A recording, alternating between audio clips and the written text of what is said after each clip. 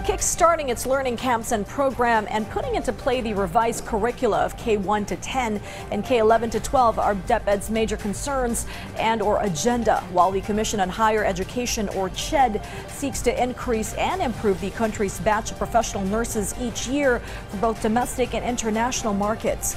And they finally got the president's ear up close today at the palace that our Kenneth Paciente dwells on in this report.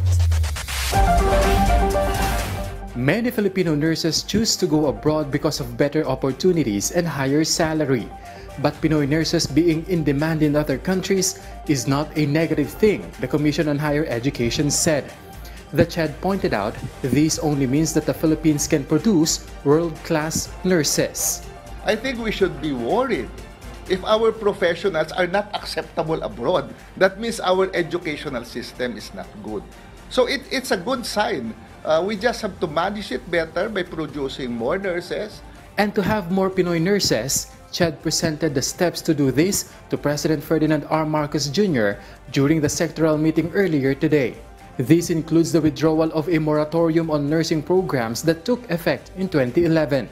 CHED is also targeting to have healthcare associates and assistants. CHED is now also focusing on supporting nursing graduates who have not yet passed the licensure examination through working with private hospitals, universities, and the DOH for their special review classes. There's a pool of nursing graduates out there who, for one reason or another, was not able to pass the licensure. Why don't we help them pass the licensure test or re-skill them to be healthcare assistants, healthcare workers? So those are the long-term, medium-term, and immediate steps that we have initiated under this administration.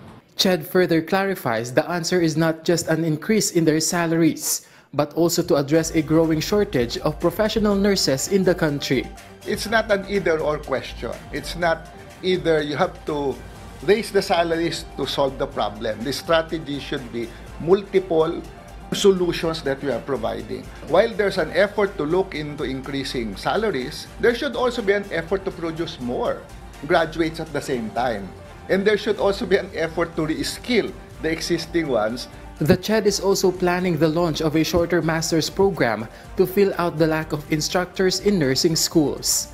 Meanwhile, the Department of Education is studying when to implement the revised curriculum for grades 1 to 10.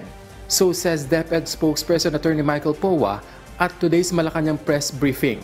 The DepEd is also finishing the review of grades 11 and 12 curriculum to meet the demands of the industry. It also pointed out that joining the national learning camps this school break is not mandatory for students and teachers. This will run from July 24 through August 24. Ito yung tinatawag natin parang remedial classes noon na ginagawa during school break. Pero ang sabi nga natin, nung dati, pag nag-summer class ka o nag-remedial class ka, ibig sabihin nun ay bumagsak ka or mababa yung grades mo. That is a stigma that we want to get rid of. No? That's why, kasi nga, ang priority natin ngayon is learning recovery after the pandemic. Alam naman natin na maraming mga interventions sa kailangan at alam naman natin na sa international assessments, hindi ganun kaganda yung performance natin. Kenneth Paciente for the Nation.